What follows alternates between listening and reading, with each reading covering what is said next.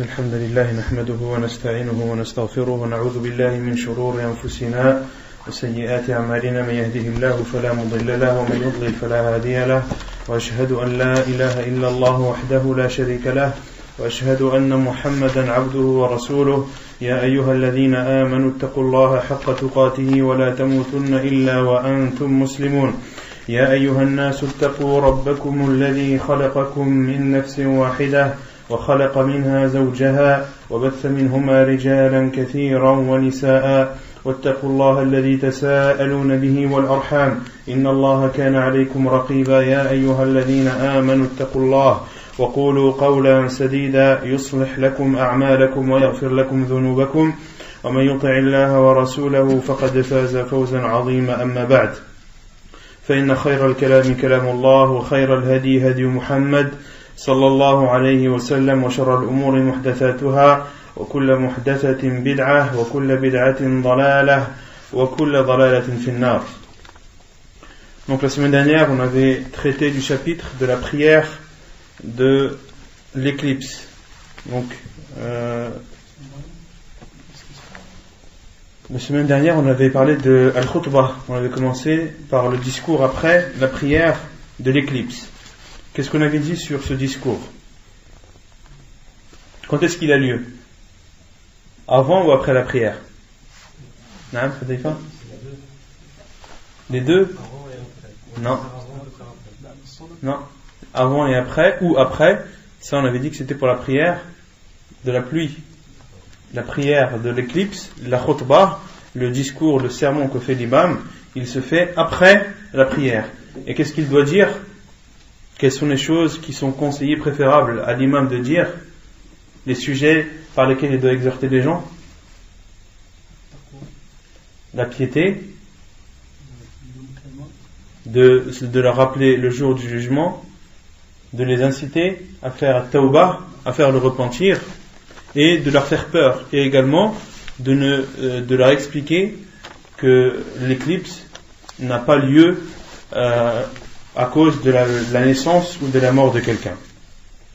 Il doit aussi les conseiller ou conseiller aux gens de donner en aumône, de faire des bonnes œuvres, de faire l'amal as-saliha, de donner en aumône.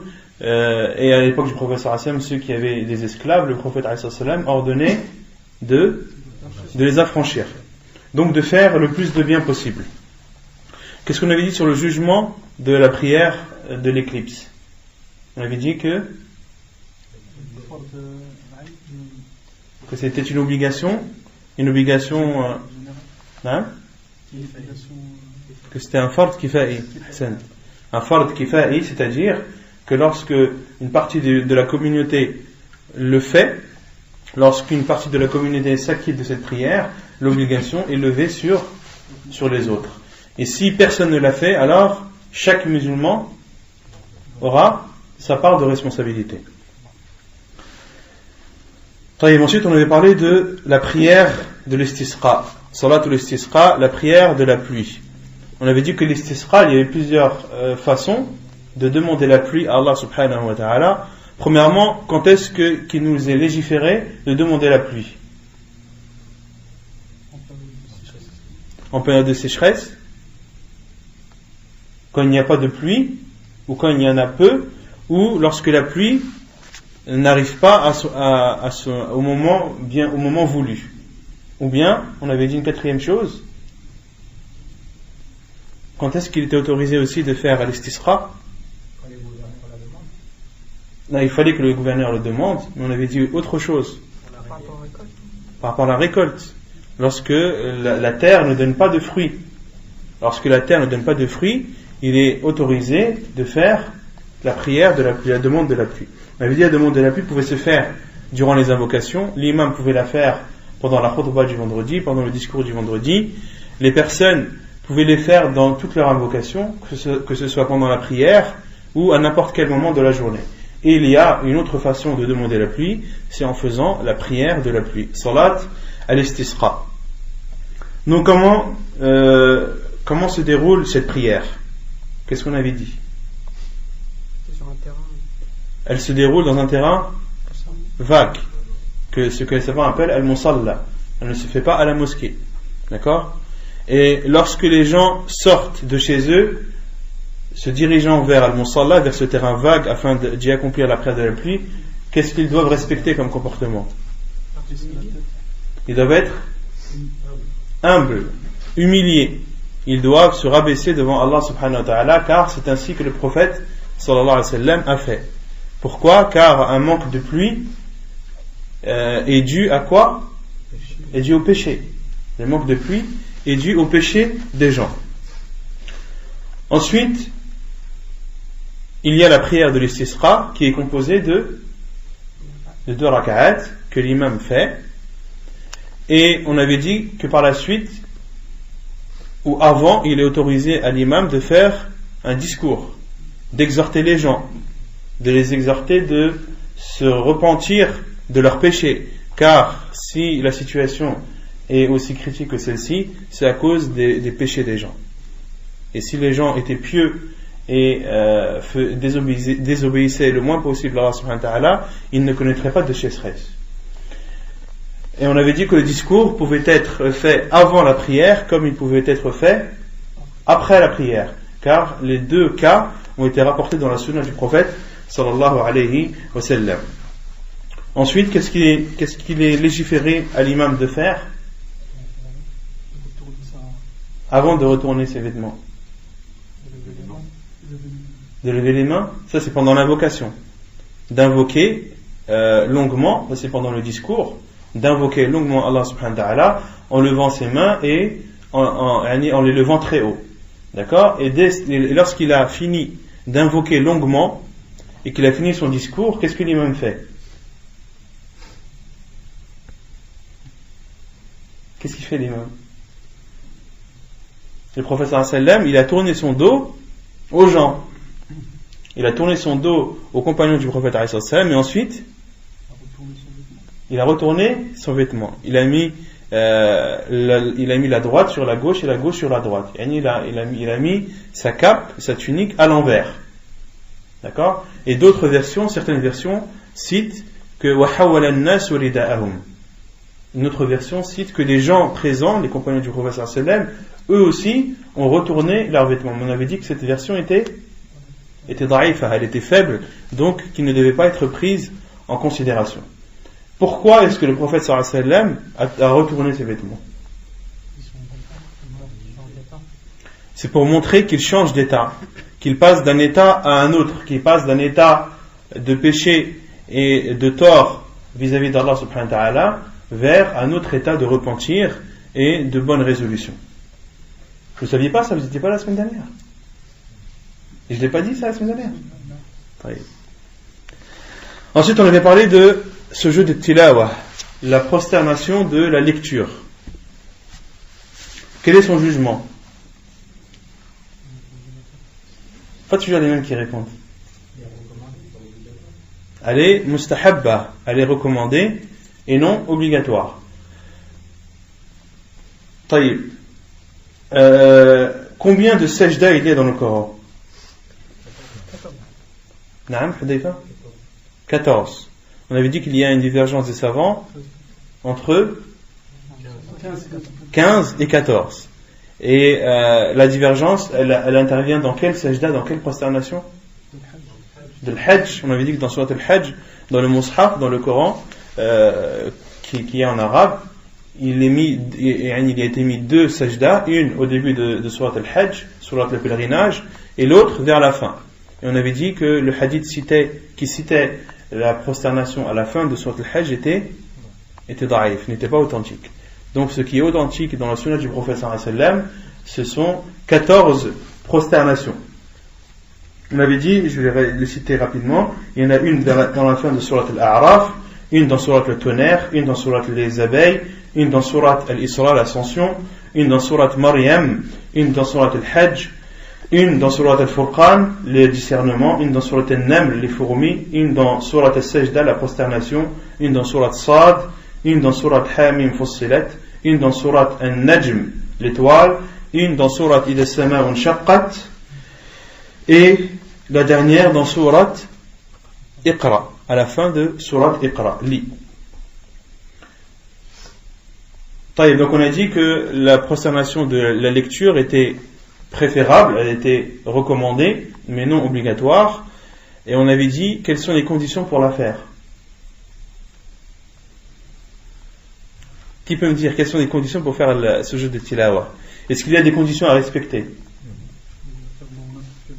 Tu peux la faire à n'importe quel moment, d'accord, de la journée, c'est-à-dire même pendant les heures où il nous est interdit de prier, comme cela. Non, Hudayfa? Quelles sont les autres choses? On peut la faire en direction de la Qibla ou en dehors de la direction de la Qibla. On peut la faire en état de pureté ou d'impureté. D'accord? Tout cela est autorisé. Pourquoi est-ce qu'elle est recommandée et non obligatoire? Quelle est la preuve? Par rapport au hadith de Nabi sallallahu alayhi wa sallam, quand il avait lu Wan Najmi, la preuve, c'est le hadith où le prophète alayhi salam avait lu surat al-Najm, surat l'étoile, avait fait la prosternation. Et lorsqu'un compagnon radiallahu anhu a lu sur le prophète alayhi salam surat al-Najm, ni le compagnon ni le prophète alayhi salam ne se sont prosternés. Les savants ont déduit que cela prouvait le caractère préférable ou préférentiel de cette sajda, de cette prosternation, et non qu'elle était obligatoire. Et quelle est la preuve qu'il est autorisé de faire la prosternation de la lecture en dehors, en direction de la Qibla ou non, en état de pureté ou non? Quelle est la preuve? C'est que ce n'est pas une prière. Ce n'est pas une prière. Quelle est la preuve que ce n'est pas une prière? Justement, il n'y a pas de preuve que c'est une prière. Ben si. Non. Le Nabi sallallahu alayhi wa sallam a dit les prières de la nuit et du jour font deux pardons. La preuve que ce n'est pas une prière, c'est le hadith du prophète sallallahu alayhi wa sallam, Salatul layli wan nahar, mathna mathna. Les prières du jour et de la nuit sont au nombre de deux, D'accord? Donc les savants ont dit qu'une prière qui est composée de moins de 2 rak'at n'est pas une prière. Sauf ce qui a été rapporté dans la sunna du prophète sallallahu alayhi wa sallam comme étant moins de 1 rak'at et faisant partie de la prière, comme al-witr et comme al-janazah et comme salat al-khawf, la prière de la peur lors du combat. D'accord? Ce sont des prières qui se composent d'une rak'at, moins de 2, mais elles sont considérées comme des prières car le prophète alayhi salam les a appelées ainsi. Concernant le takbir, lorsque tu as lu le verset qui contient la prosternation et que tu veux te prosterner, est-ce que tu dis Allahu Akbar ou non? Non? Il y a une divergence des savants. Est-ce quand tu es dans la prière, est-ce que tu dis le takbir ou pas? C'est préférable par rapport à ceux qui suivent le Non? Pendant la prière, si l'imam il lit un verset contenant une prosternation, est-ce qu'il doit dire Allahu Akbar ou non?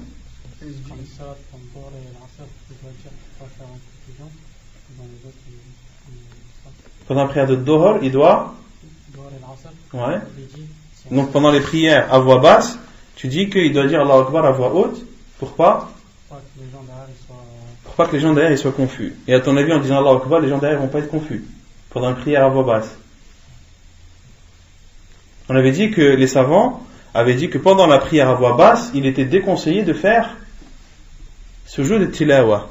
Comme le dit Cheikh Al-Albani rahimahullah, dans les prières, sur les prières à voix basse, il est déconseillé à l'imam de faire la prosternation de la lecture, parce que cela va créer le désordre dans la prière.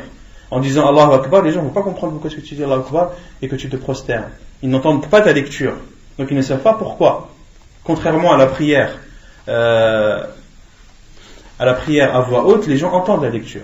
D'accord? Et on avait dit qu'il y avait une divergence des savants concernant le takbir, de dire Allahu Akbar pendant les prières de la prosternation, les prières de la prosternation de la lecture pendant la prière, qu'il y avait deux avis. Le premier qui dit que il ne faut pas dire Allahu Akbar, car cela n'a pas été rapporté dans la sunna du prophète sallallahu alayhi wa sallam. Les compagnons radiyallahu anhum ont rapporté plusieurs faits du prophète sallallahu alayhi wa sallam lorsqu'il s'est prosterné pendant sa prière, et ils n'ont jamais rapporté que le prophète sallallahu alayhi wa sallam faisait at-takbir.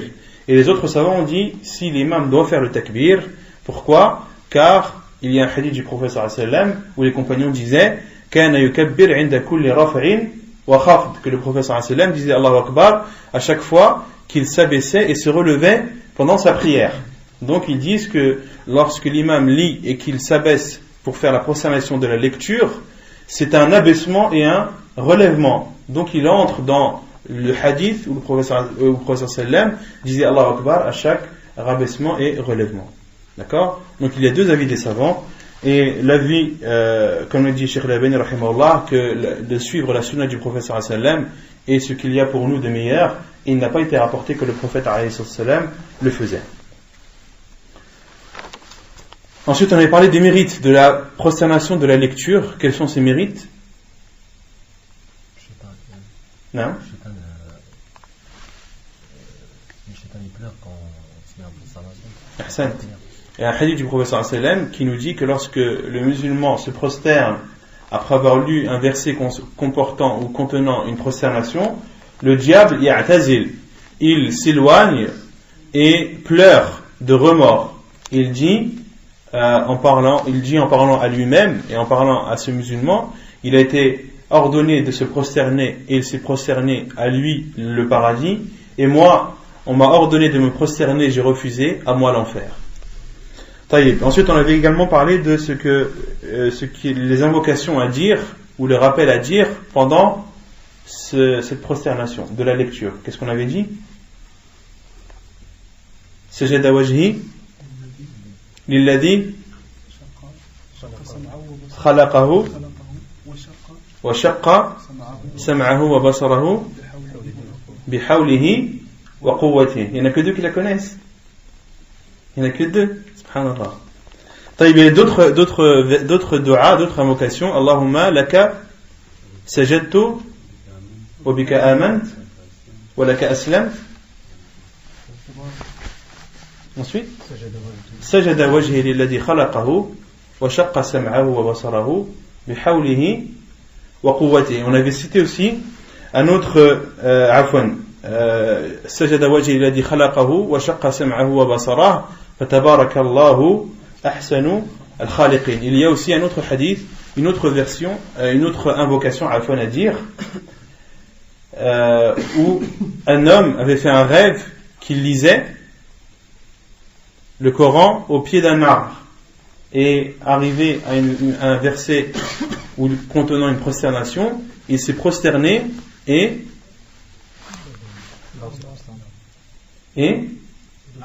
l'arbre aussi s'est prosterné.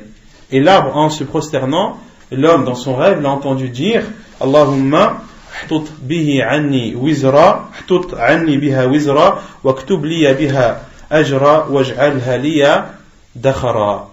Et un compagnon du prophète sallallahu alayhi wa sallam par la suite a entendu le prophète sallallahu alayhi wa sallam lorsqu'il s'est prosterné dans une des prosternations de la lecture, il a entendu le prophète sallallahu alayhi wa sallam dire cette invocation. D'accord? Donc il y a 3 invocations rapportées dans la sunna du prophète sallallahu alayhi wa sallam. Ensuite, on avait parlé de la prosternation du remerciement. Sujud al-shukr. Quand est-ce que sujud al-shukr, quand est-ce que la prosternation déjà la prosternation de la lecture, il y a combien de prosternations? Une ou deux? Une seule? Une seule ou deux? Une seule. Bittifaq al-ulama. Les savants sont unanimes sur le fait que la prosternation de la lecture se compose que d'une seule prosternation. Et quant à la prosternation du remerciement, donc on avait dit dans quel cas il fallait la faire? Lorsque l'on t'annonce une bonne nouvelle qui te rend heureux toi, ou bien lorsqu'on annonce une bonne nouvelle qui peut rendre tout le monde heureux. Dans ces deux cas, il t'est légiféré de te prosterner en remerciement à Allah subhanahu wa ta'ala. Et il y a un troisième cas qui est non? Non. Quand Allah il éloigne de toi un mal. Donc on a dit lorsque on t'annonce une bonne nouvelle qui te rend heureux toi, personnellement, ou bien une nouvelle qui peut rendre tout le monde heureux, ou bien lorsque Allah subhanahu wa ta'ala t'a épargné un mal. D'accord? Si je ne vous le souhaite pas, vous avez failli faire un accident grave, en t'arrêtant, la première chose que tu dois faire, c'est une chose préférable à faire, c'est d'arrêter de faire ce jeu de shukr, de remercier Allah subhanahu wa ta'ala de t'avoir épargné de cet accident, car s'il avait lieu, peut-être que tu ne serais plus en vie.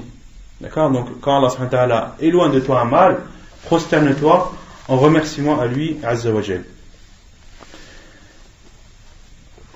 Taïb. Et qu'est-ce que l'on doit dire pendant cette prosternation? Non? Rien. Il n'y a rien de spécifique. Il n'y a pas d'invocation bien précise rapportée dans la sunna du prophète sallallahu alayhi wa sallam concernant précisément la prosternation du remerciement. Mais les savants disent que son jugement, sa façon, sa description et ses invocations sont identiques à la prosternation de la lecture. Sont identiques à la prosternation de la lecture. Donc tu dois la faire de la même façon, c'est-à-dire qu'elle est composée d'une prosternation, que tu ne dois pas dire le takbir, d'accord, et tu dois dire les invocations que l'on a citées précédemment. C'est clair? C'est clair ou pas? طيب يقول المؤلف سجود السهو ثبت أن النبي صلى الله عليه وسلم كان يسهو في الصلاة وصح عنه أنه قال إنما أنا بشر أنسى كما تنسون فإذا نسيت فذكروني وقد شرع لأمته في ذلك أحكاما نلخصها فيما يلي.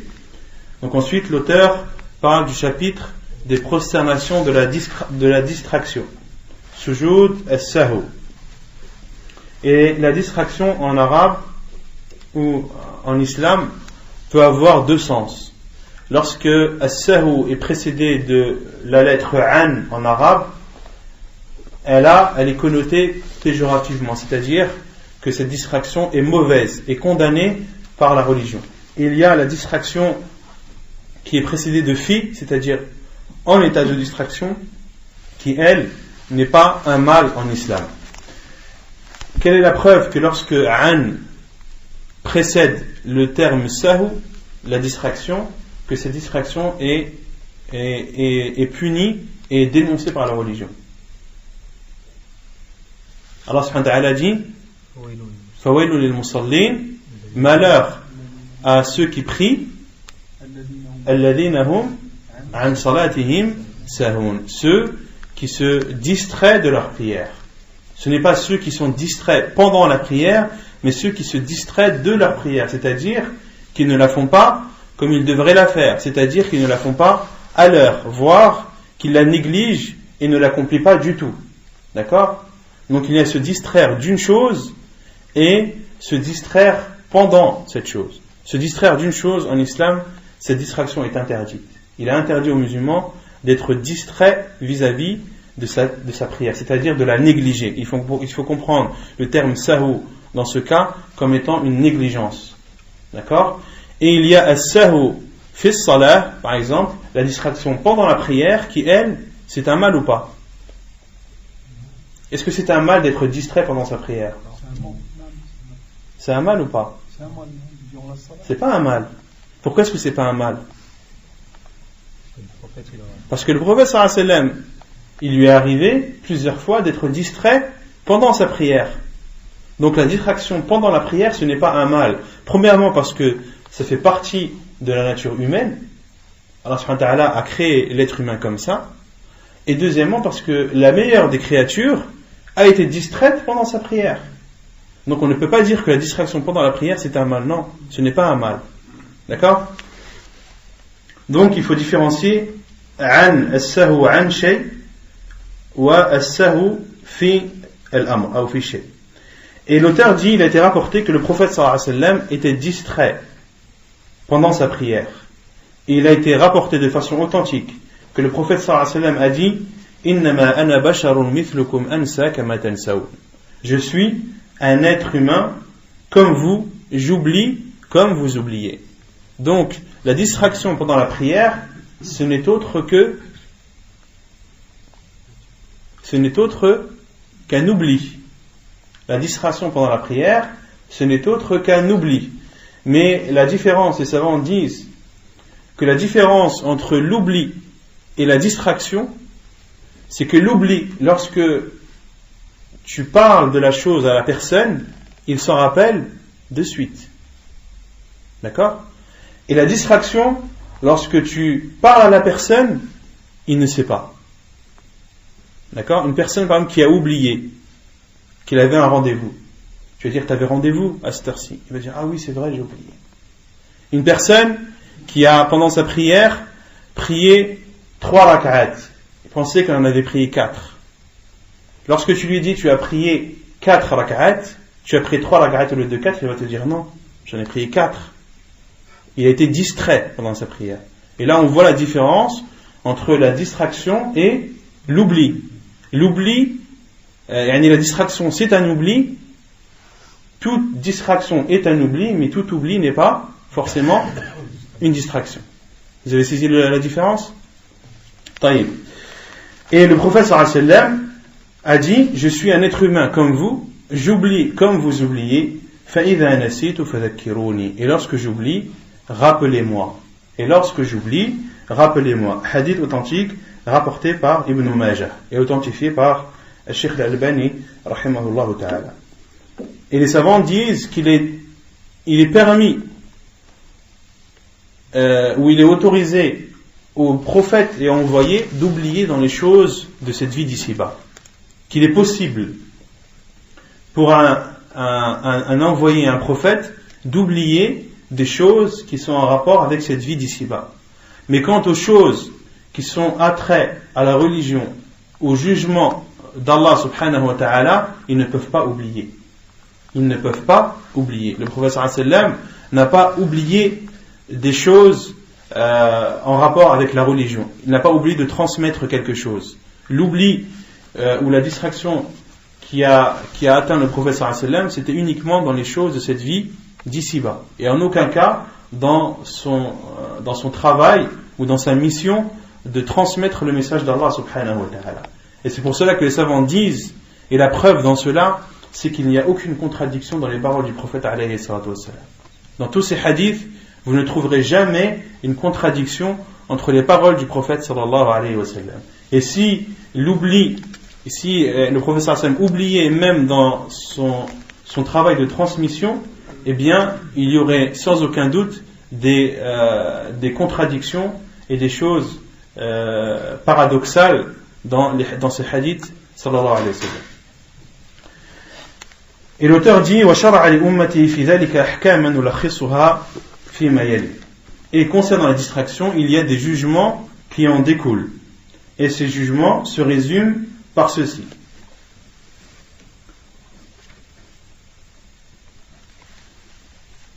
Donc, les causes, les savants disent que les causes de la distraction, de la prosternation, de la distraction à Afwan, sont au nombre de 3.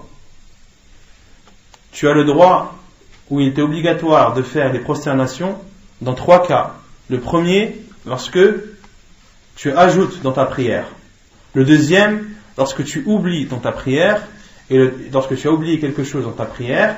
Et le troisième cas, c'est lorsque tu as un doute. Ces 3 cas t'autorisent, voire t'obligent à faire les prosternations de la distraction. Et l'auteur dit, les jugements en rapport avec la prière de la prosternation de la distraction. Premièrement, إذا قام من ركعتي الفريضة بين قوسين إذا ترك التشهد الأول.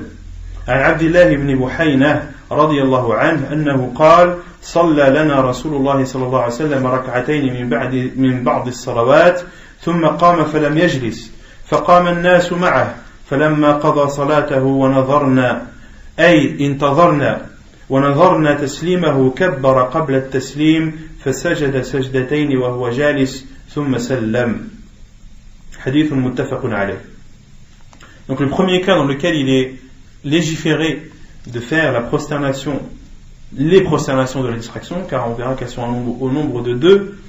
Le premier, c'est lorsque la personne se lève de la deuxième rak'at vers la troisième directement, sans faire le premier tashahhud. La preuve est le hadith d'Abdullah ibn Buhayna, qu'Allah l'a agréé. Il dit, le prophète sallallahu alayhi wa sallam a prié, a présidé la prière, a prié 2 rak'at, puis s'est levé sans s'asseoir. فَقَامَ النَّاسُ مَعَهُ. Et les gens se sont levés avec lui.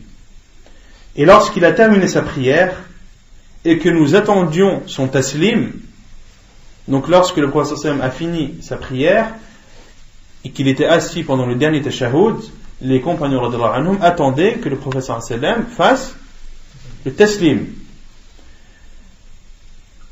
Kabbara qabla at-taslim. Mais le prophète sallallahu alayhi wa sallam a fait le takbir avant le taslim et a accompli 2 prosternations, wa huwa jalis, en étant assis, thumma sallam, puis a fait le taslim. Autrement dit, le prophète sallallahu alayhi wa sallam a fait les 2 prosternations de la distraction avant le taslim. Avant le taslim. Donc lorsque tu te lèves, les savants ont déduit de ce hadith que lorsque la personne se lève de la 2e vers la 3e rak'at en oubliant le tashahhud, premièrement, la chose qu'elle ne doit pas faire, c'est se rasseoir, car le prophète sallallahu alayhi wa sallam ne s'est pas rassis. Et la deuxième chose, pour compenser ce manque de cette prière, il doit faire les prosternations de la distraction avant le taslim. وعن المغيرة بن شعبة قال قال رسول الله صلى الله عليه وسلم إذا قام أحدكم من الركعتين فلم يستتم قائما فليجلس فإذا استتم قائما فلا يجلس ويسجد سجدتي السهو حديث صحيح. Il y a un autre hadith, le hadith de Al-Mughira ibn Shu'bah radiyallahu anhu, qui dit que le prophète sallallahu alayhi wa sallam a dit: lorsque l'un d'entre vous se lève après les 2 rak'at, autrement dit, qu'il se lève directement sans avoir fait le premier tashahhud. فَلَمْ يَسْتَتِمَّ قَائِمًا فَلْيَجْلِسْ. Si il n'est pas debout, s'il n'est pas complètement debout, le prophète sallallahu alayhi wa sallam a dit فَلْيَجْلِسْ, qu'il s'assied. فَإِذَا اسْتَتَمَّ قَائِمًا فَلَا يَجْلِسْ. Et si il est debout, فَلَا يَجْلِسْ, qu'il ne s'assied pas, وَيَسْجُدْ سَجْدَتَيِ السَّهْوِ, et qu'il fasse les 2 prosternations de la distraction. Et qu'il les fasse avant. Et ça on le déduit du hadith précédent, pas de ce hadith-là. Dans ce hadith-là, le prophète sallallahu alayhi wa sallam a dit وَيَسْجُدْ سَجْدَتَيِ السَّهْوِ. Et certains savants ont dit que lorsque tu te lèves directement de la 2e vers la 3e rak'at, lorsque tu es plus proche d'être debout, de l'état debout que de l'état assis, alors tu restes debout. Et lorsque tu es plus proche de l'état assis que de l'état debout, alors assieds-toi. Mais il n'y a aucune preuve dans ce hadith de cela. Le professeur Hassan a dit إِذَا اسْتَتَمَّ قَائِمًا, lorsque tu es complètement debout. D'accord? Donc lorsque tu es complètement debout, alors ne t'assieds pas. Mais si tu n'es pas complètement debout, même si tu es presque debout, mais que tu n'es pas complètement debout, alors assieds-toi. D'accord? Et les savants qui disent lorsque tu t'approches de l'état de debout ou de l'état d'assis, il n'y a aucune preuve dans cela. Comme le cite l'auteur de ce livre en annotation. Et c'est l'avis aussi de Cheikh Al-Albani rahimahullah. Le deuxième cas dans lequel il est légiféré de faire la prosternation de la distraction. ثانيا إذا صلى خمسة, lorsque la personne prie 5 rak'at. La preuve عن عبد الله رضي الله عنه. عبد الله هنا c'est Abdullah ibn Mas'ud. Lorsque Abdullah est cité dans les hadiths du prophète sallallahu alayhi wa sallam, lorsqu'il est cité comme ça, sans précision, c'est toujours Abdullah ibn Mas'ud. عن عبد الله أي عبد الله بن مسعود رضي الله عنه أن رسول الله صلى الله عليه وسلم صلى الظهر 5 فقيل له أزيد في الصلاة فقال وما ذاك قال صليت 5 فسجد سجدتين بعدما سلم حديث متفق عليه. Selon Abdullah ibn Mas'ud, qu'Allah l'a agréé, le prophète sallallahu alayhi wa sallam a prié un jour la prière de Dhuhr 5 rak'at. Il a été dit au prophète sallallahu alayhi wa sallam, est-ce qu'il y a eu un ajout dans la prière? Car les compagnons radhiyallahu anhum pensaient que c'était une révélation qui avait été apportée au prophète sallallahu alayhi wa sallam. Ils pensaient que la prière de Dhuhr n'était plus de 4 mais était de 5 et que cela était une révélation et un changement qui vient d'Allah subhanahu wa ta'ala. Et le prophète sallallahu alayhi wa sallam a dit wa ma dhak, pourquoi, que se passe-t-il? Faqala sallayta khamsa, l'homme lui a dit tu as prié 5 rak'at. Et le prophète sallallahu alayhi wa sallam a fait les 2 prosternations ba'da ma sallam. Le prophète sallallahu alayhi wa sallam a fait les 2 prosternations de la distraction après le taslim. Après le taslim. Hadith authentique rapporté par Al-Bukhari et Muslim. ثالثا إذا سلم في الركعتين أو ثلاث. Le troisième cas dans lequel il est légiféré de faire la prosternation de la distraction, c'est lorsque la personne finit sa prière au bout de 2 rak'at ou de 3. Au bout de 2 rak'at ou de 3. C'est-à-dire lorsqu'elle finit sa prière avant de l'avoir terminée. Vous suivez ou pas? عن أبي هريرة رضي الله عنه أن رسول الله صلى الله عليه وسلم انصرف من 2 فقال له ذو اليدين أقصرت الصلاة أم نسيت يا رسول الله؟ قال رسول الله صلى الله عليه وسلم أصدق ذو اليدين؟ فقال الناس نعم. فقام رسول الله صلى الله عليه وسلم فصلى 2 أخريين ثم سلم ثم كبر فسجد مثل سجوده أو أطول ثم رفع. حديث متفق عليه. Selon Abu Hurairah radiyallahu anhu, le prophète sallallahu alayhi wa sallam a terminé sa prière au bout de 2 rak'at. Et Dhul Yadayn, si on traduit littéralement, celui qui est doté de grandes mains, et il était appelé ainsi car il avait des grandes mains, radiyallahu anhu. Dhul Yadayn a dit au prophète sallallahu alayhi wa sallam, est-ce que la prière a été diminuée ou alors as-tu oublié, ô envoyé d'Allah? Et le prophète sallallahu alayhi wa sallam a demandé à ses compagnons qui étaient présents, à Sadaqa Dhul Yadayn, est-ce que Dhul Yadayn dit la vérité? Les gens lui ont dit oui, ô envoyé d'Allah. Le prophète sallallahu alayhi wa sallam s'est alors levé, a prié les 2 rak'at manquantes, puis a fait le taslim, puis a fait le takbir, a dit Allahu Akbar, s'est prosterné comme il se prosterne durant sa prière, voire plus long, thumma rafa', puis s'est relevé de sa prosternation. Et dans une autre version de Bukhari, il a été cité thumma wada'a ra'sa fakabbar. Dans une autre version, puis le prophète sallam a dit Allahu Akbar et s'est reprosterné, a redit Allahu Akbar et s'est relevé, puis a fait le taslim. Autrement dit, il a fait 2 prosternations. Il a fait combien de takbir? Combien? Non 4. Le prophète sallam a fait 4 takbir. Après avoir accompli les 2 dernières, le prophète sallam a fait le premier takbir pour se prosterner, le deuxième takbir en se relevant de la première prosternation, le troisième takbir en se prosternant pour la deuxième, et le 4e en se relevant de la deuxième. Donc en tout ça fait 4 takbir, thumma sallam. Puis le prophète sallam a fait le taslim. Autrement dit, le prophète sallam a fait là, il a fait les 2 prosternations de la distraction après ou avant le salam? Après le salam. طيب.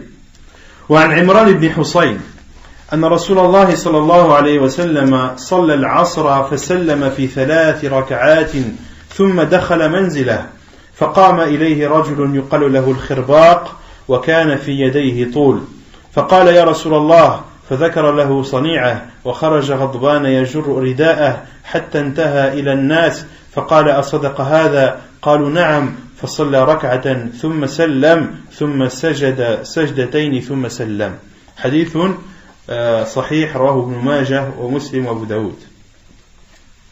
Et un autre hadith, le hadith de Imran ibn Husayn, qui dit que le prophète sallallahu alayhi wa sallam avait prié al-Asr 3 rak'at. puis est rentré chez lui. فدخل منزله. Et un homme appelé Al-Khirbaq wa kana fi yadayhi tul, qui avait de grandes mains. Autrement dit, Dhul Yadayn. Toujours le même, radiyallahu anhu, qui était quelqu'un de courageux. Car il n'hésitait pas à voir le prophète sallallahu alayhi wa sallam lorsqu'il se trompait pendant sa prière. Et les compagnons radiyallahu anhu du prophète sallallahu alayhi wa sallam avaient peur de parler et respectaient trop le prophète sallallahu alayhi wa sallam. Le prophète sallallahu alayhi wa sallam, lorsque les compagnons le voyaient, n'osaient même pas le regarder dans les yeux, par respect pour lui. Et rares sont les personnes qui osaient aller parler au prophète sallallahu alayhi wa sallam comme le faisait Dhul Yadayn. Et on en déduit de ce hadith que son nom est, le nom de Dhul Yadayn est Al-Khirbaq. Donc Al-Khirbaq est parti chez le prophète sallallahu alayhi wa sallam et lui a informé. Il lui a dit: ô envoyé d'Allah, tu as prié 3 rak'at. Et le prophète sallallahu alayhi wa sallam est sorti énervé.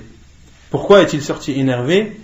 Car il se sentait coupable, ou il se sentait gêné d'avoir terminé une adoration, d'être sorti d'une adoration sans l'avoir terminée. Donc cela a gêné le prophète sallallahu alayhi wa sallam au point qu'il traînait son rida. Al-rida, c'est pas al-izar. Al-izar et al-rida. Al-izar, c'est le tissu, l'habit du bas du corps, d'accord? Et al-rida, c'est l'habit du haut du corps. Car certains vont dire: oui, regarde, dans ce hadith, il était dit que le prophète sallallahu alayhi wa sallam, il traînait son rida. Oui, le prophète sallallahu alayhi wa sallam traînait son rida, c'est pas son izar. D'accord? Et pourquoi est-ce que le prophète sallallahu alayhi wa sallam traînait son rida? Pourquoi est-ce qu'il traînait son vêtement qu'il portait au-dessus de son corps? Car il était pressé d'aller voir les compagnons et de leur demander est-ce que vraiment il avait prié 3 rak'at au lieu de 4 pendant Salat al-Asr. Et le prophète sallallahu alayhi wa sallam était tellement pressé qu'il n'a même pas eu le temps de mettre son haut et qu'il le traînait. Et arrivé aux gens qui eux attendaient. Pourquoi est-ce qu'ils attendaient? Car il y a une chose inhabituelle qui s'est produite. Le prophète sallallahu alayhi wa sallam a prié à l'Asr 3 rak'at au lieu de 4. Donc les gens ne sont pas partis, ils sont restés. Et on parle justement de ce sujet. Comment cela se fait-il? Est-ce que l'Asr maintenant est passé, a été diminué à 3 rak'at, ou alors est-ce que le prophète sallallahu alayhi wa sallam a oublié? Ils ont attendu. Et lorsque le prophète sallallahu alayhi wa sallam est arrivé, il leur a demandé: As-sadaqa hadha, est-ce que Dhul Yadayn a dit la vérité? Ils ont dit oui. Le prophète sallallahu alayhi wa sallam a alors prié 1 rak'at, puis a fait le taslim, puis a fait 2 prosternations, et enfin il a fait le taslim. D'accord?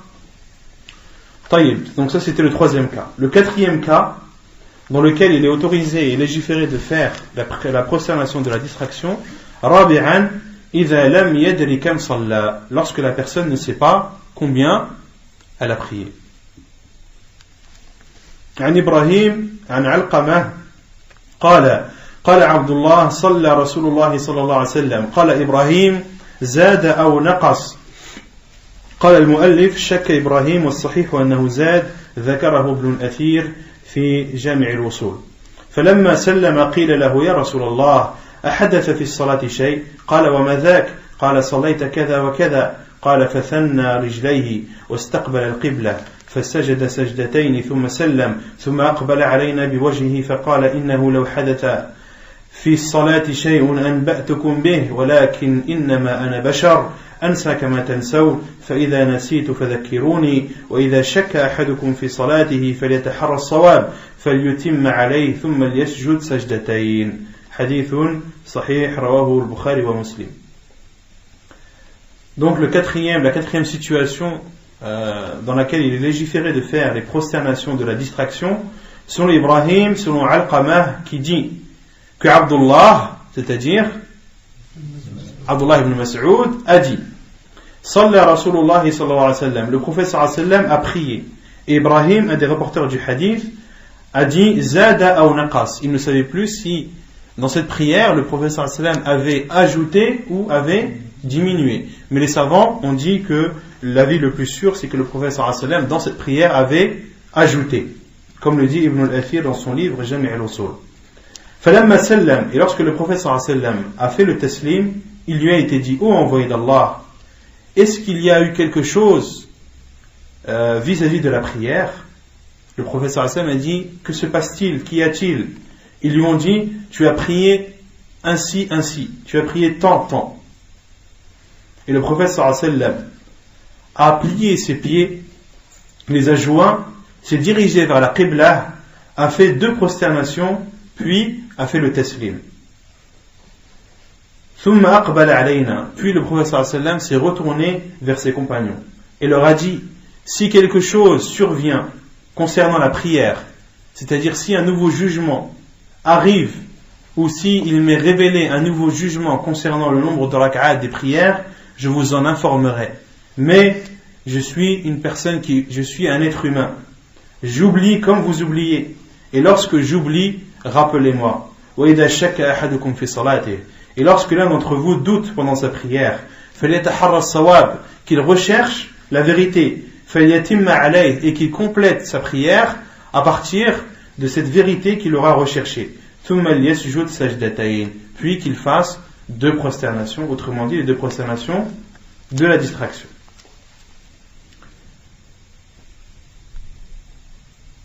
Donc là, on voit qu'il est légiféré de faire les 2 prosternations lorsque la personne doute. Le prophète sallallahu alayhi wa sallam a dit, إذا شك أحدكم في صلاته فليتحرى الصواب فليتم عليه ثم ليسجد سجدتين. On en déduit qu'il est légiféré de faire les 2 prosternations de la distraction lorsque la personne a un doute. D'accord? Parce que si on vous demande quelle est la preuve que quand tu doutes, il t'est autorisé de faire les 2 prosternations de la distraction, la preuve est ce hadith. Et ensuite, l'auteur dit, en rapportant une parole de Cheikh al-Islam ibn Taymiyyah rahimahullah, والتحري يكون بأن يتذكر ما قرأ في الصلاة فيذكر أنه قرأ بسورتين في ركعتين فيعلم أنه صلى ركعتين لا ركعة وقد يذكر أنه تشهد التشهد الأول فيعلم أنه صلى 2 لا واحدة وأنه صلى 3 لا 2 وقد ذكر أنه قرأ الفاتحة وحدها في ركعة ثم في ركعة فيعلم أنه صلى 4 لا 3 وهكذا فإذا تحرى الذي هو أقرب إلى الصواب أزال الشك ولا فرق في هذا بين أن يكون إماما أو منفردا. Donc ici, l'auteur donne l'explication de la parole du prophète alayhi salam, qu'il recherche la vérité. Cheikh al-Islam ibn Taymiyyah rahimahullah a dit, la recherche de la vérité se fait en se rappelant de ce qu'on a lu pendant la prière. Quand par exemple, s'il se rappelle qu'il a lu 2 sourates pendant 2 rak'at, il sait alors qu'il a fait 2 rak'at et non une, puisqu'il se rappelle avoir lu 2 sourates. وقد يذكر أنه تشهد التشهد الأول.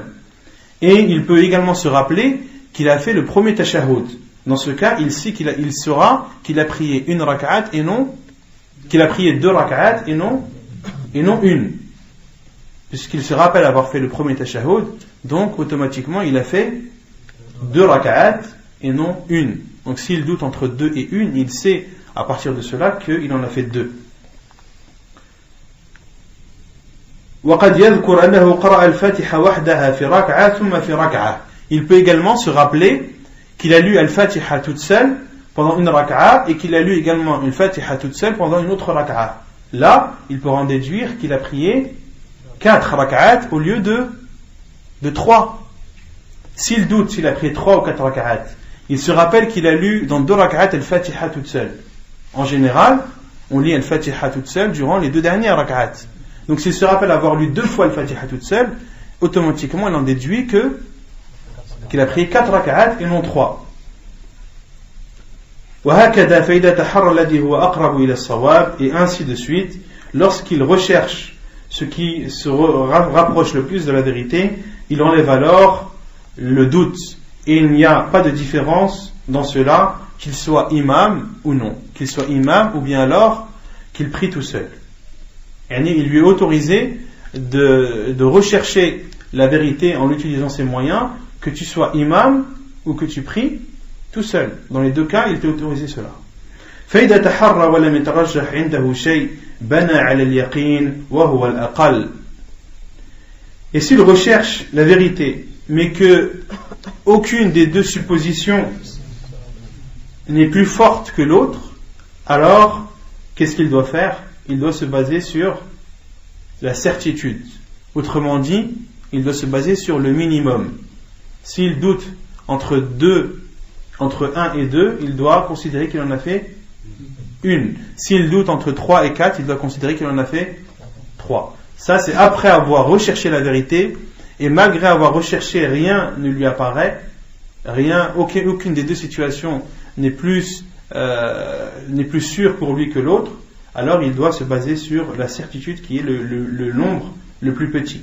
كما في الحديث عن أبي سعيد الخدري قال رسول الله صلى الله عليه وسلم إذا شك أحدكم في صلاته فلم يدري كم صلى 3 أم 4 فليطرح الشك وليبين على ما استيقن ثم يسجد سجدتين قبل أن يسلم فإن كان صلى 5 شفعنا له صلاته وإن صلى إتماما ل4 كانتا ترغيما للشيطان.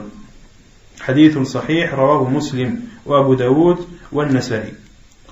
La preuve est le hadith d'Abu Sa'id al-Khudri radiallahu anhu qui dit, le prophète sallallahu alayhi wa sallam a dit, lorsque l'un d'entre vous doute pendant sa prière et ne sait plus combien a-t-il prié, 3 ou 4, alors qu'il enlève le doute et qu'il se base sur la certitude, puis qu'il fasse 2 prosternations avant de faire le taslim. فإن كان صلى 5, s'il avait prié 5, alors ces 2 prosternations seront pour lui une intercession et une compensation de sa prière. وإن كان صلى إتماما ل4 كانتا ترغيما للشيطان. Et si il a prié la totalité de sa prière sans avoir fait d'erreur, alors ces 2 prosternations seront une humiliation pour le diable. D'accord? Donc, lorsque tu te bases sur la certitude et que tu as ajouté dans ta prière, ou qu'à la fin ta prière n'était pas complète, ou tu as ajouté, alors les 2 prosternations que tu feras sont une réparation de ta prière et sont une intercession en faveur de ta prière. Et si tu as accompli ta prière normalement, d'accord, eh bien alors les savants disent, le professeur Sam a dit que tu fais 2 prosternations de la distraction et que ces 2 prosternations seront une humiliation pour le diable, seront une humiliation et un rabaissement pour le diable. طيب, حكم سجود السهو, le jugement de la prosternation de la distraction. سجود السهو واجب لأمره صلى الله عليه وسلم به كما في الأحاديث السابقة ولمواظبته عليه كلما نسي ولم يخل به مرة واحدة. Donc le jugement de la prosternation de la distraction, l'auteur dit sujud as-sahwi wajibun, la prosternation de la distraction est une obligation. لأمره صلى الله عليه وسلم به, car le prophète sallallahu alayhi wa sallam l'a ordonné. Dans les hadiths, le prophète sallallahu alayhi wa sallam a dit فَلْيَسْجُدْ سَجْدَتَيْن, qu'il fasse 2 prosternations. Et l'ordre du prophète sallallahu alayhi wa sallam, on avait dit que c'était une obligation jusqu'à la preuve du contraire. Or, le prophète sallallahu alayhi wa sallam a toujours fait les prosternations de la distraction et ne les a jamais délaissées, ne serait-ce qu'une seule fois. Le prophète sallallahu alayhi wa sallam, à chaque fois qu'il a été distrait dans sa prière, il a toujours fait les 2 prosternations de la distraction. D'accord? Mahalluhu. À quel moment doit-on faire les prosternations de la distraction? Donc l'auteur cite la parole de Cheikh l'Islam Ibn Taymiyyah rahimahullah. أظهر الأقوال الفرق بين الزيادة والنقص وبين الشك مع التحري والشك مع البناء على اليقين فإن هذا مع ما فيه من استعمال النصوص كلها فيه الفرق المعقول. Donc l'auteur ici cite du début à la fin la parole de Cheikh l'Islam Ibn Taymiyyah rahimahullah qui va expliquer à quel moment est-ce que l'on doit faire les prosternations de la distraction. Est-ce que l'on les fait avant le taslim ou bien alors après le taslim. Cheikh al-Islam Ibn Taymiyyah rahimahullah dit, l'avis qui paraît être le plus judicieux, c'est la différence entre la diminution, l'augmentation, et entre le doute lorsqu'il y a une présomption ou non. Lorsqu'il y a une présomption ou non. فإن هذا مع ما فيه من الاستعمال النصوص كلها, et dans cela il y a l'application de tous les hadiths, mais également il y a dans cela cet avis est également soutenu par la raison. On va expliquer cela Inch'Allah. Donc ici Cheikh al-Islam Ibn Taymiyyah différencie, cite 4 situations. La première, lorsque la personne ajoute dans sa prière az-ziyada wa an-naqs, lorsque la personne oublie quelque chose pendant sa prière. Et ensuite, il parle du doute et divise le doute en deux. Le doute lorsqu'il y a une présomption, lorsqu'il y a un soupçon, autrement dit, lorsqu'après avoir recherché la vérité, il t'est apparu qu'un avis ou qu'une situation était plus forte que l'autre. Et si tu doutes entre 3 et 4 rak'at, en recherchant la vérité, il t'est apparu que c'était plus 3 que 4. Donc là, il y a un soupçon, il y a une présomption. Ça, c'est une situation bien particulière. Et il cite aussi il y a l'autre situation de doute lorsque tu ne peux pas privilégier une situation par rapport à l'autre et que tu te bases sur la certitude. Donc il y a 4 situations.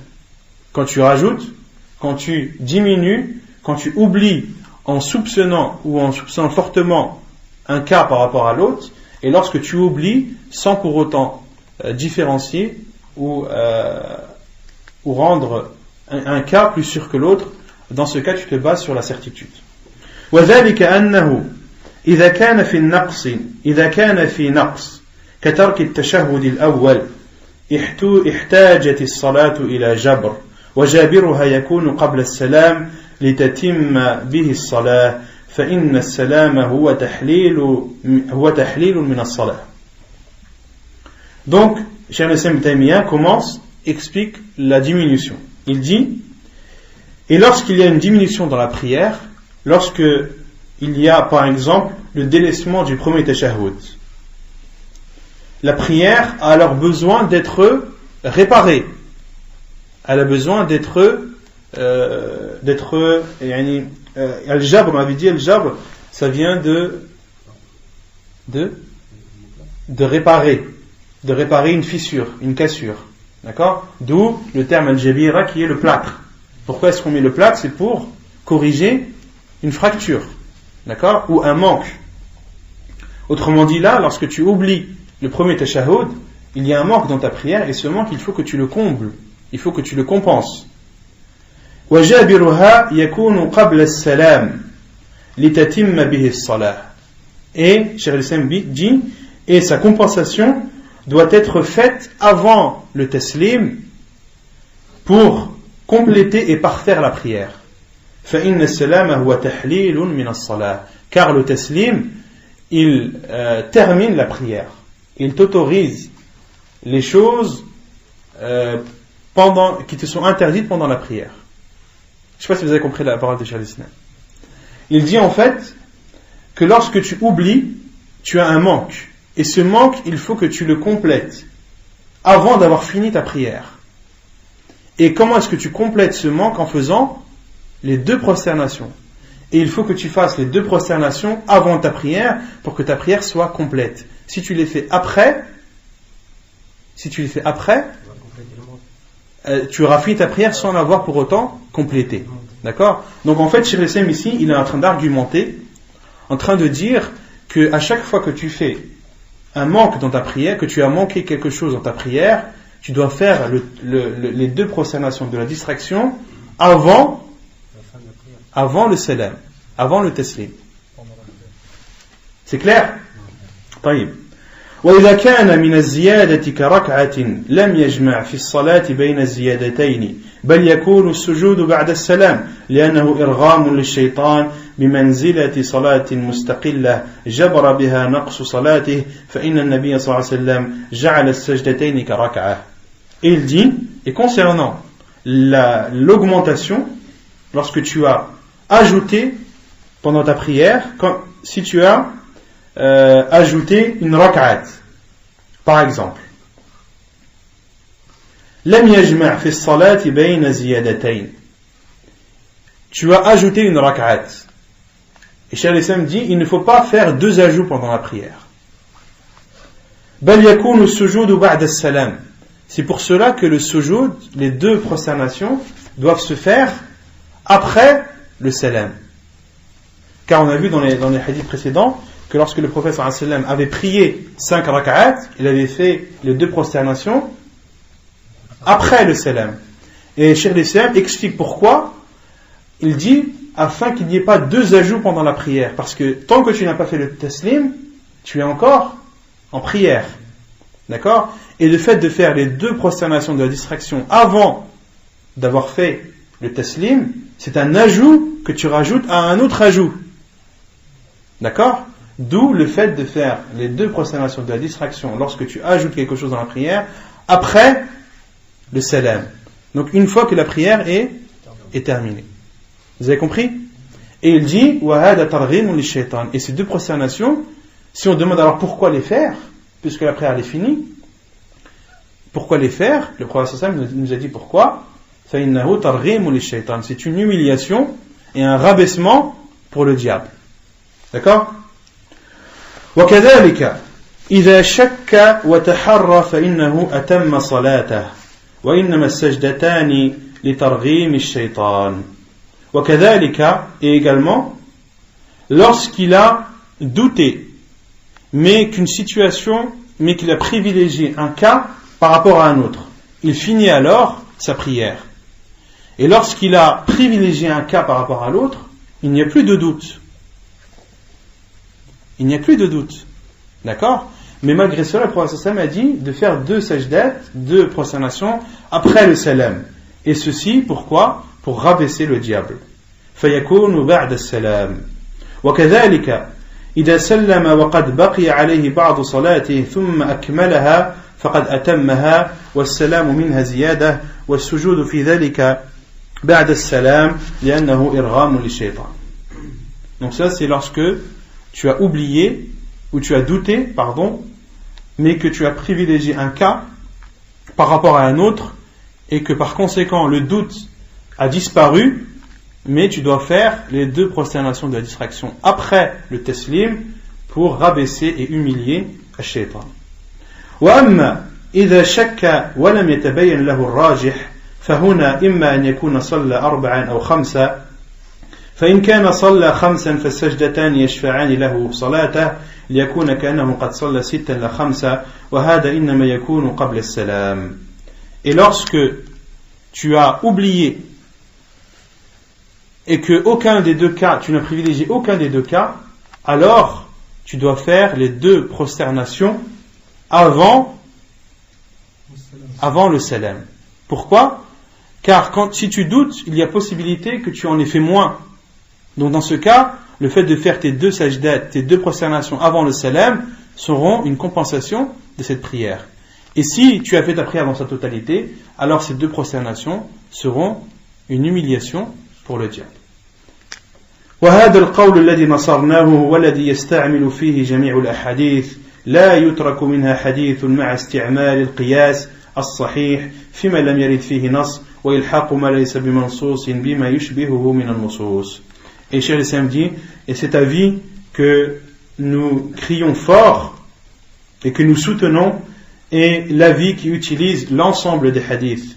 Il ne laisse aucun hadith et utilise une analogie vraie qui ولم لا يترك منها حديث مع استعمال القياس الصحيح فيما لم يرد فيه نص وإلحاق ما ليس بمنصوص بما يشبهه من المنصوص. Donc autrement dit, Cheikh al-Islam a dit que c'est en divisant la distraction de la personne en ces 4 situations, tu appliques l'ensemble des hadiths du prophète sallallahu alayhi wa sallam rapportés à ce sujet sans n'en délaisser aucun. D'accord? Donc là, si on résume l'avis de Cheikh al-Islam Ibn Taymiyyah rahimahullah, lorsque tu fais un ajout pendant ta prière, tu dois faire le taslim, les 2 prosternations de la distraction, après le taslim. Lorsque tu as oublié quelque chose dans ta prière, tu dois faire les 2 prosternations de la distraction avant le taslim. Lorsque tu oublies, soit tu privilégies un cas par rapport à un autre, dans ce cas, tu dois faire les 2 prosternations après le taslim. Ou soit tu ne privilégies aucun des 2 cas, dans ce cas tu fais les 2 prosternations avant le taslim. C'est clair? Taïb. Et si quelqu'un vous dit, mais le prophète sallallahu alayhi wa sallam, on a cité le hadith, il a prié 2 rak'at. D'accord? Et lorsqu'il a demandé à ses compagnons, lorsque ses compagnons lui ont demandé est-ce que la prière a été diminuée, le prophète sallallahu alayhi wa sallam a demandé confirmation, et lorsqu'il l'a eu, qu'est-ce qu'il a fait? Il a fait les 2 rak'at manquantes, ensuite sallam, il a fait le taslim, puis a fait les 2 sajdas, puis a fait le taslim. Dans ce hadith, le prophète sallallahu alayhi wa sallam, il a oublié dans sa prière ou pas? Il a oublié ou il a rajouté? Il a pris 2 rak'at.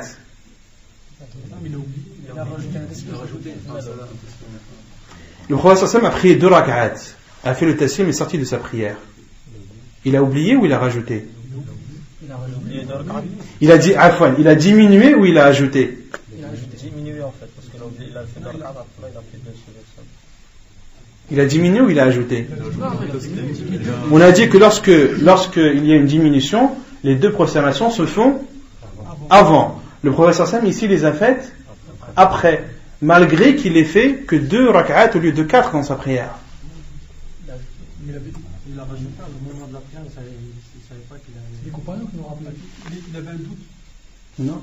Il a rajouté sur la globalité de la prière. Ahsant. Les savants disent, dans ce cas, le prophète sallallahu alayhi wa sallam n'a pas diminué sa prière, mais il a ajouté. Et qu'est-ce qu'il a ajouté? Le taslim. Car le prophète sallallahu alayhi wa sallam, au lieu de se lever pour la 3e et terminer sa prière, il a fait le taslim. Il a fait le tashahhud, mais il a fait le taslim. D'accord? Et lorsqu'il a été informé de ces distractions, le prophète sallallahu alayhi wa sallam a ajouté les 2 dernières, a fait le taslim. Et en arrivant au taslim, si on regarde la prière du prophète sallallahu alayhi wa sallam, il a rajouté un taslim en plus. Donc c'est un ajout. C'est pour cela que le prophète sallallahu alayhi wa sallam a fait les 2 prosternations de la distraction après le taslim. Taïb. S'il faut savoir, cet avis-là, c'est l'avis de Cheikh al-Islam Ibn Taymiyyah rahimahullah. La plupart des savants disent que de faire des prosternations de la distraction selon les détails qu'on a précisés là, selon l'ajout, la diminution, le doute, qu'il soit accompagné d'une présomption ou non, que cela est préférable. C'est la façon la plus préférable de faire les prosternations de la distraction. Mais qu'il était autorisé de faire la prosternation de la distraction avant ou après. Avant ou après. Ça c'est l'avis de Jumhur al-Ulama. Donc l'avis de la plupart des savants disent que cette façon de faire les prières, ces moments qu'on a cités de faire la prosternation de la distraction, c'est préférable. Et Cheikh al-Islam Ibn Taymiyyah rahimahullah, lui, considère que c'est obligatoire. Cheikh al-Islam Ibn Taymiyyah dit que tu dois faire les prosternations de la distraction selon les détails qu'il a cités. Obligatoirement, car c'est ainsi qu'a été rapporté dans la sunna du prophète sallallahu alayhi wa sallam. Et les autres savants disent al-amru fihi wasi', comme le dit Cheikh al-Islam, comme le dit Cheikh Ibn Baz rahimahullah, il dit al-amru wasi', le sujet est vaste. Tu peux faire les 2 prosternations avant le salam comme après. Et Cheikh Ibn Taymiyyah rahimahullah a été questionné quel est le jugement d'une personne qui fait les 2 prosternations de la distraction avant le taslim alors qu'il devait les faire après? Et il a répondu par cette parole, c'est que la plupart des savants, l'avis de la plupart des savants, c'est que de suivre ces règles est préférable et non obligatoire. Donc que sa prière est valide, qu'il lui est autorisé de faire les prosternations de la distraction avant le taslim comme après. Et il a cité l'avis du Cheikh d'Islam Taymiyya qui lui considère que c'est obligatoire. Et c'est l'avis le plus sûr, wallahu a'lam, car rares sont les personnes qui connaissent toutes ces situations. Rares sont les musulmans qui connaissent toutes ces situations, tous ces hadiths du prophète sallallahu alayhi wa sallam, dans ces détails, lorsqu'il a ajouté, lorsqu'il a diminué, lorsqu'il y a eu un doute, lorsqu'il a un doute, et que ce doute est supporté, est privilégié, ou un cas est privilégié par rapport à un autre, ou lorsqu'il n'y a aucun cas de privilégié, dans ce cas-là, il se base sur la certitude. Et les musulmans qui connaissent tous ces détails se comptent sur le doigt de la main. Donc on ne peut pas rendre cela obligatoire aux musulmans. D'accord? Donc l'avis le plus sûr, wallahu a'lam, comme c'est l'avis de la plupart des savants, c'est que cela est préférable et non obligatoire. Taïb. Si l'imam s'est trompé pendant sa prière, s'est distrait pendant sa prière, et que une autre personne est arrivée en retard, est-ce qu'il doit suivre l'imam lorsqu'il fait ses prosternations de la distraction ou non? Tu entres dans la prière, l'imam a déjà commencé sa prière, tu ne sais pas où est-ce qu'il en est dans sa prière. À la fin de sa prière, l'imam fait les 2 prosternations de la distraction. Donc soit il les fait avant le taslim, soit il les fait après. S'il les fait avant, les savants disent tu dois le suivre. Car le prophète sallallahu alayhi wa sallam a dit innama ju'ila al-imam liyu'tamma bih fala takhtalifu alayhi aw fala takhtalifu anhu. L'imam est là pour être suivi, ne divergez pas avec lui. D'accord? Et après, si l'imam fait des prosternations de la distraction après le taslim, les savants disent que la personne doit se lever, elle ne doit pas se prosterner avec l'imam. Et là, il y a 2 cas. Soit tu es arrivé et que dans ta prière, tu as vu et tu as participé à la distraction de l'imam, ou soit tu n'as pas participé. Si tu as participé à la distraction de l'imam, alors tu dois faire les 2 prosternations après le taslim. Sinon, tu n'es pas obligé de la faire. Vous avez saisi ou pas? Ça c'est la réponse que Cheikh Ibn Uthaymin rahimahullah a donnée.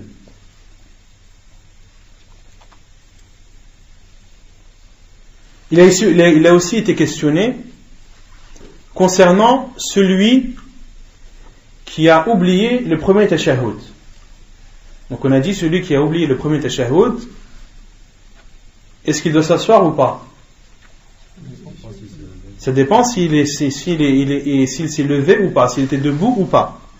Si on prend le cas où il n'était pas debout et qu'il se rassied, qu'est-ce qu'il doit faire? Est-ce qu'il doit faire les 2 prosternations de la distraction ou pas? Après ou avant? Est-ce qu'il doit les faire déjà? Est-ce qu'il a fait quelque chose dans sa prière? Cheikh Ibn Uthaymin rahimahullah dit La nunkir ala man yasjud wa la na'mur bis-sujud. Il dit on ne fait pas de reproche à celui qui fait les 2 prosternations et on n'ordonne pas de les faire. Autrement dit, ce n'est pas une obligation de les faire.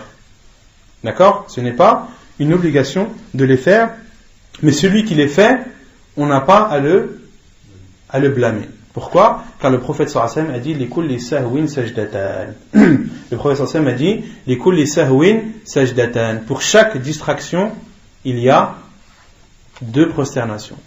Pour toute distraction, il y a 2 prosternations. Dans ce cas-là, quand il fait rabbin, Non, là ça rentre dans le cadre de la distraction. Non.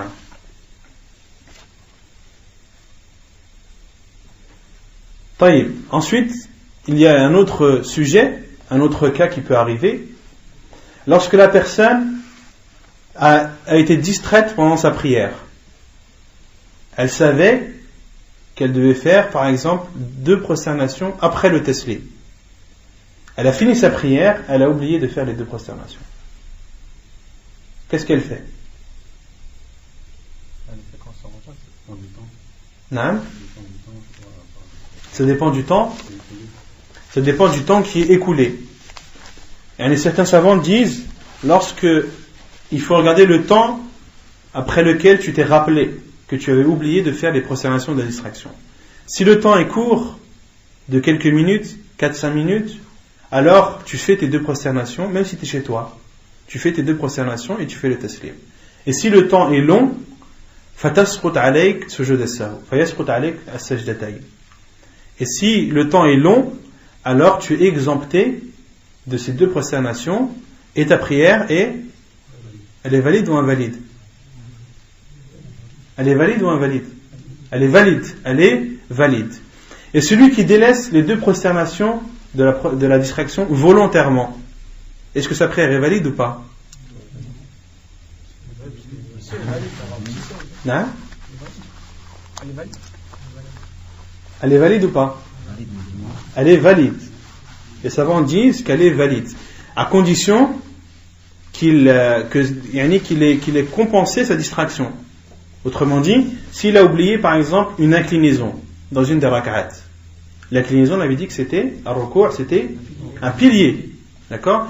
Et le pilier, il n'est pas compensé par les 2 prosternations de la distraction uniquement. Il faut le refaire, d'accord?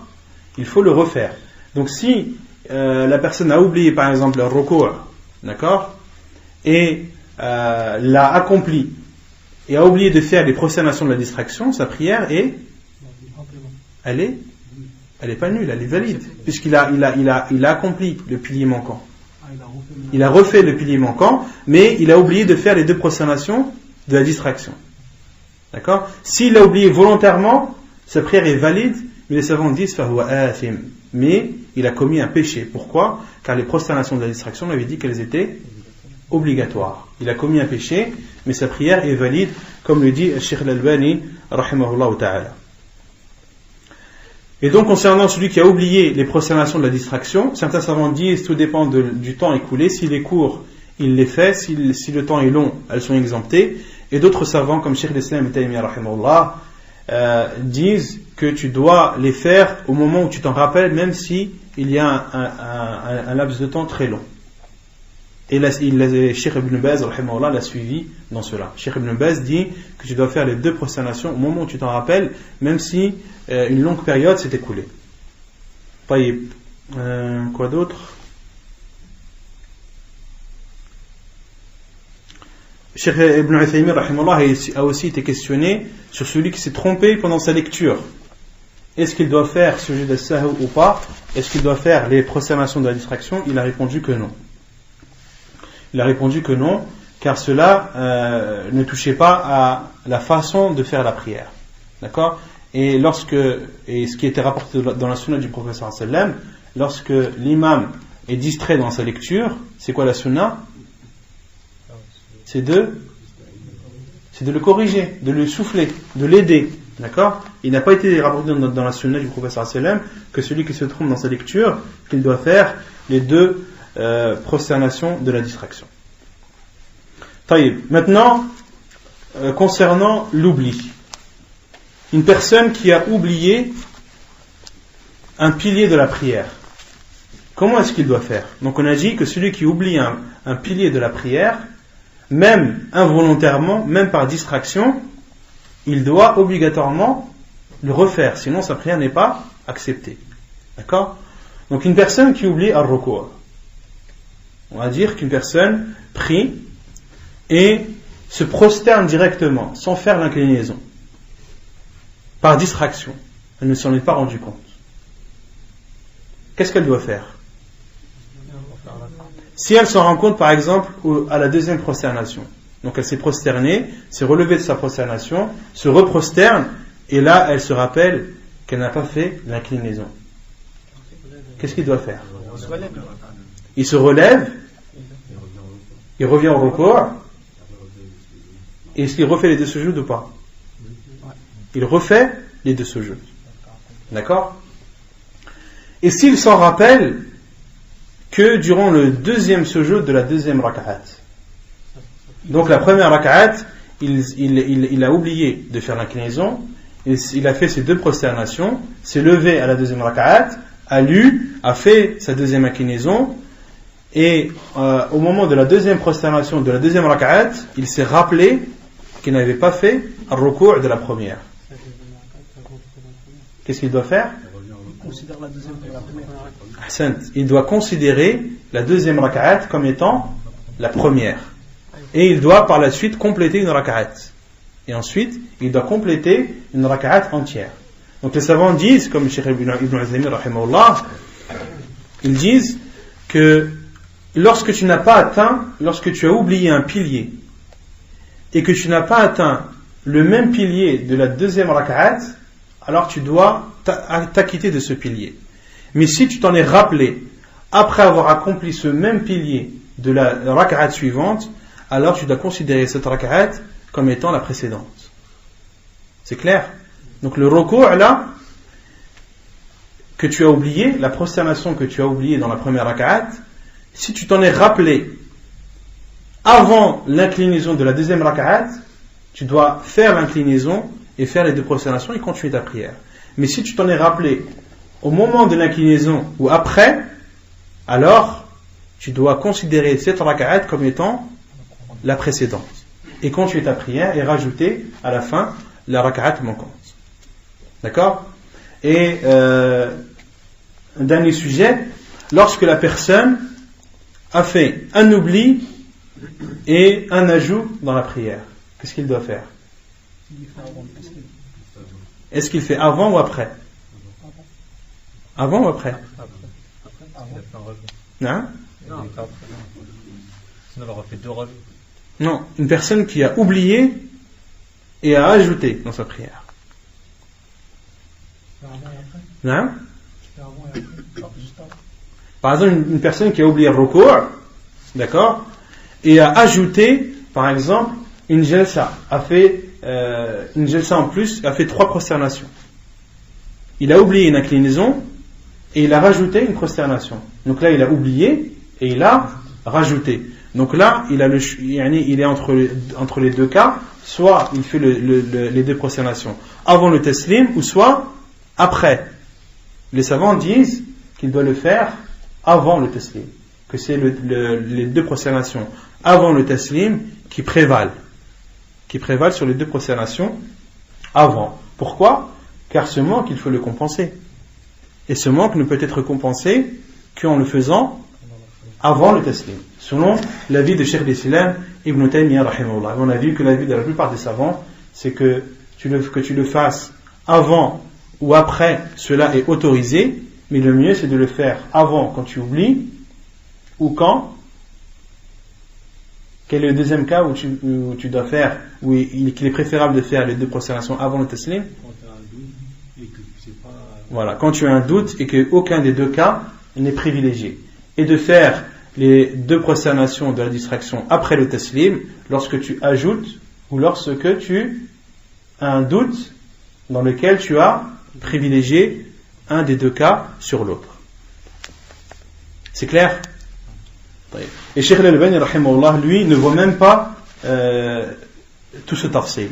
Cheikh Al-Albani rahimahullah dit que la personne a le choix entre faire le sujoud de sahou avant le taslim ou bien après, et il n'est pas de l'avis de Cheikh l'Islam Taymiyya et des autres savants qui disent qui font ce tafsil, qui font cette précision et ces détails. Cheikh Al-Albani rahimahullah dit, il a été rapporté dans la sunna du prophète sallam qu'il le faisait avant, qu'il le faisait après. Les musulmans ont le choix entre le faire avant et après. Wallahu a'lam. ثم يقول المؤلف سجود السهو لترك شيء من السنن.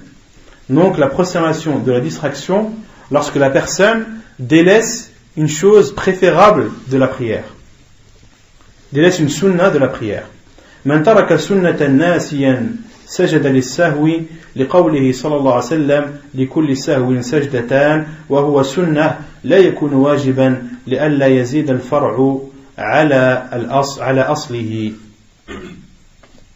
كما في السيل الجرار Al-Jiral, c'est un livre de... Qui connaît l'auteur? Al-Shawkani, rahimahullah. C'est un livre de Al-Shawkani, rahimahullah. Donc l'auteur dit, celui qui délaisse une sunna par oubli, il lui est légiféré de faire les 2 prosternations de la distraction.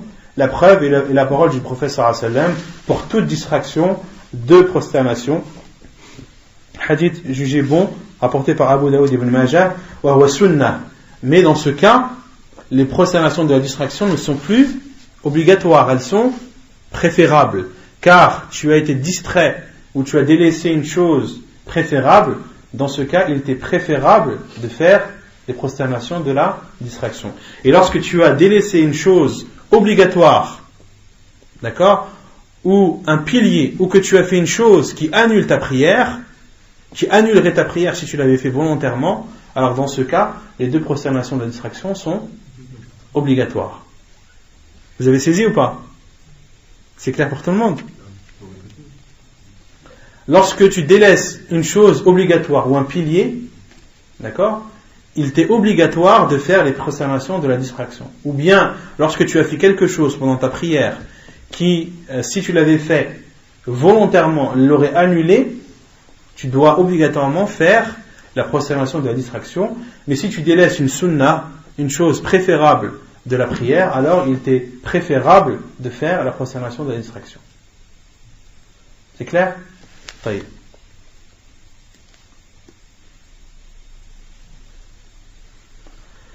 Maintenant, le dernier cas, j'essaie de vous proposer toutes les situations. Maintenant, celui qui s'est distrait pendant ses prosternations de la distraction. Celui qui fait sa prosternation de la distraction et il se relève du premier sujoud, il ne sait plus si c'est le premier ou le deuxième. Qu'est-ce qu'il doit faire?